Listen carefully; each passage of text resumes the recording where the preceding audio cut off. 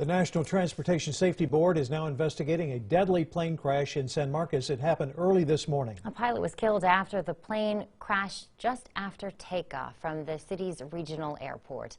KXAN investigator Kevin Clark explains that officials didn't find the wreckage until after the sun came up.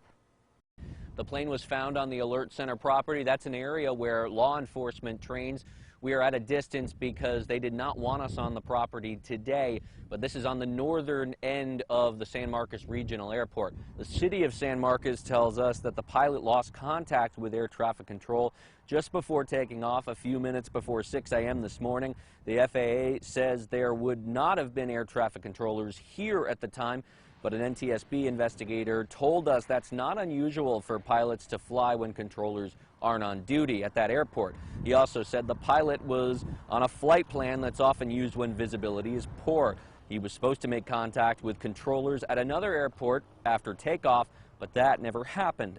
Now, we were able to confirm the plane's tail number with the owners of the plane, and here's what we know about it. According to the site FlightAware, the 1999 single-engine aircraft was expected to fly to Odessa, making stops in Fort Worth and Austin before returning to San Marcos by mid-afternoon.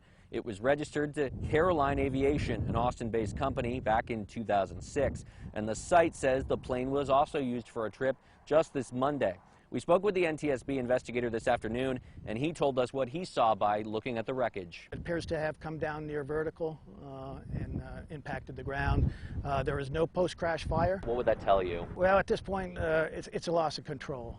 Now, we kind of have started right at the beginning of this, so the question is to why. We do know it was in fact foggy this morning, but investigators are still working to determine whether that was a factor. The wreckage will likely not be removed for the next couple of days, with a preliminary report from NTSB coming out in about a week. I also spoke with the owners of the plane at Caroline Aviation. They told me this was horribly tragic, but we're not able to confirm who was flying the plane. Kevin Clark, KXAN News.